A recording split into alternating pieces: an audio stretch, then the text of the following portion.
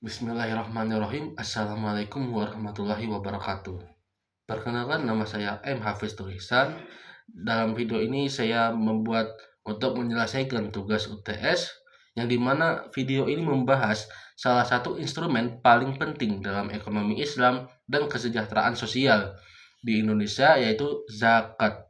Jadi termasuk makna, dasar hukum syariat, tata kelola, hingga regulasi nasional yang mengaturnya, yaitu Undang-Undang Nomor 23 Tahun 2011 tentang pengelolaan zakat. Jadi di akhir video ini, Anda akan memahami bagaimana zakat berperan dalam pembangunan ekonomi umat, serta bagaimana pemerintah dan masyarakat bersama-sama mengelolanya secara amanah dan transparan.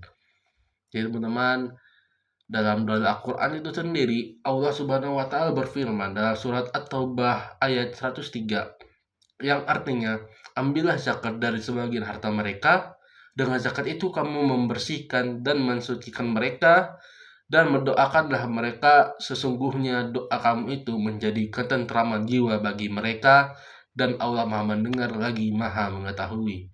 Jadi ayat ini menunjukkan bahwa zakat adalah perintah langsung dari Allah Subhanahu wa Ta'ala kepada Rasulullah SAW untuk membersihkan harta dan jiwa kaum muslimin. Adapun hadis dari Nabi Muhammad SAW yang artinya Islam dibangun atas 5 perkara. Yang pertama, bersaksi bahwa tiada Tuhan selain Allah dan bahwa Muhammad itu adalah utusan Allah. Yang kedua, mendirikan sholat. Yang ketiga, menunaikan zakat. Yang keempat, berhaji. Dan yang terakhir, berpuasa di bulan Ramadan. Hadis riwayat Bukhari dan Muslim. Jadi hadis ini menegaskan bahwa zakat merupakan rukun Islam ketiga yang wajib bagi setiap muslim yang memenuhi syarat.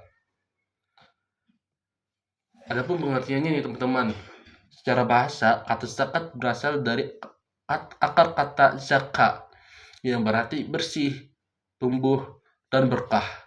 Sedangkan secara istilah, zakat adalah sebagian harta yang wajib dikeluarkan oleh seorang muslim atau badan usaha milik muslim untuk diberikan kepada yang berhak atau mustahik sesuai syariat Islam. Tujuannya apa teman-teman? Jadi tujuan utama zakat itu, yang pertama, penyucian harta dan jiwa. Yang kedua, mengurangi kesenjangan sosial dan membangun sistem ekonomi yang adil. Yang ketiga, mewujudkan kesejahteraan umat dengan distribusi kekayaan yang merata. Jadi dengan zakat itu bukan hanya bentuk ketaatan spiritual, tetapi juga mekanisme sosial ekonomi yang membantu pemerataan kesejahteraan di masyarakat. Adapun teman-teman, jenis-jenis zakat itu yang dikenal dalam Islam antara lain zakat fitrah, yaitu wajib bagi setiap muslim menjelang Idul Fitri. Mungkin teman-teman sudah pernah melaksanakan atau melihat sendiri zakat fitrah itu seperti apa, teman-teman. Yang kedua, zakat mal atau harta, itu meliputi emas, perak, perdagangan, dan lain-lain. Jadi syarat wajib zakat itu teman-teman ada 4 nih. Yang pertama, muslim dan merdeka. Yang kedua, memiliki harta yang telah mencapai nisab atau batas minimal. Yang ketiga, kepemilikan selama 1 haul atau 1 tahun hijriah. Yang keempat, harta tersebut milik penuh dan berkembang. Jadi teman-teman, saya akan membahas tentang pengaturan zakat di Indonesia juga nih teman-teman. Jadi di Indonesia itu sebagai negara dengan penduduk muslim terbesar di dunia memiliki sistem hukum yang mengatur zakat secara nasional. Yang diantaranya ada Undang-Undang Nomor 38 Tahun 1999 menjadi regulasi awal pengelolaan zakat, namun belum komprehensif nih. Yang kedua ada Undang-Undang Nomor 23 Tahun 2011 tentang pengelolaan zakat, kemudian hadir sebagai penyempurnaan. Jadi apa sih isi dari UU Nomor 23 Tahun 2011? Jadi isinya itu yaitu definisi, tujuan dan asas pengelolaan zakat. Yang kedua, penetapan Badan Amil Zakat Nasional atau Basnas sebagai lembaga pemerintah non struktural yang bertanggung jawab secara nasional. Yang ketiga, pengakuan terhadap lembaga amil zakat atau BAS yang dibentuk masyarakat setelah memperoleh izin pemerintah. Yang keempat, kewajiban kelaporan keuangan dan audit agar pengelolaan zakat transparan. Terakhir, ketentuan bahwa zakat yang dibayar melalui Basnas atau LAS dapat dikurangkan dari penghasilan terkena pajak. Jadi saat itu peraturan pemerintah nomor 14 tahun 2014 menjadi aturan pelaksana yang menjelaskan mekanisme teknik pengumpulan, pendistribusian, dan pendayagunaan zakat. Jadi teman-teman bisa melihat sendiri di situs Basnas atau Bunlas.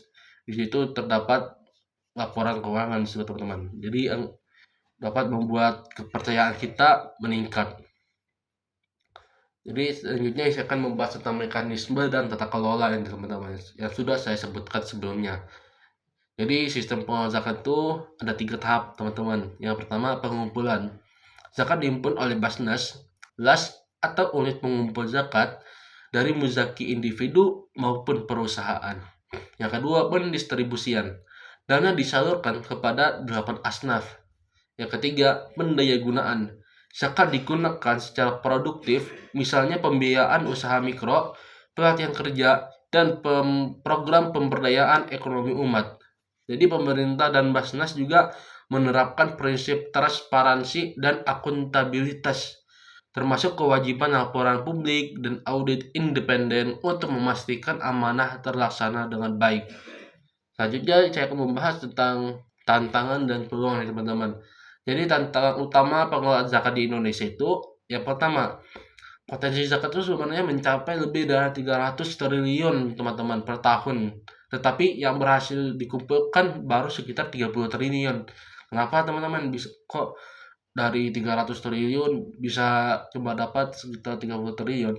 Nah, itu dikarenakan masih banyaknya masyarakat yang menyalurkan zakat langsung tanpa melalui lembaga resmi. Jadi teman-teman mereka tuh mungkin bisa aja membayar zakat tapi melalui lembaga tidak langsung gitu. Jadi masih rendahnya literasi dan kesadaran masyarakat dalam tentang zakat di kalangan muzaki. Yang selanjutnya saya akan membahas peluangnya teman-teman dalam zakat ini. Yang pertama, penguatan digitalisasi zakat melalui aplikasi dan sistem online. Yang kedua, peningkatan profesionalisme amil melalui sertifikasi dan pelatihan. Yang ketiga, kolaborasi antar pemerintah, sektor swasta, dan lembaga Islam untuk pemberdayaan ekonomi umat. Yang terakhir dari apa yang saya sampaikan, kita itu dapat memahami bahwa zakat bukan hanya ibadah individual, tetapi juga instrumen sosial dan ekonomi untuk membangun keadilan dan kesejahteraan. Dengan adanya UU nomor 23 tahun 2011, sistem pengelolaan zakat di Indonesia telah memiliki dasar hukum yang kuat agar pelaksanaannya amanah, profesional, dan bermanfaat bagi umat. Jadi mari kita tingkatkan kesadaran berzakat melalui lembaga resmi agar zakat benar-benar menjadi sumber keberkahan bagi kita semua. Terima kasih atas perhatiannya. Saya akhiri wassalamualaikum warahmatullahi wabarakatuh.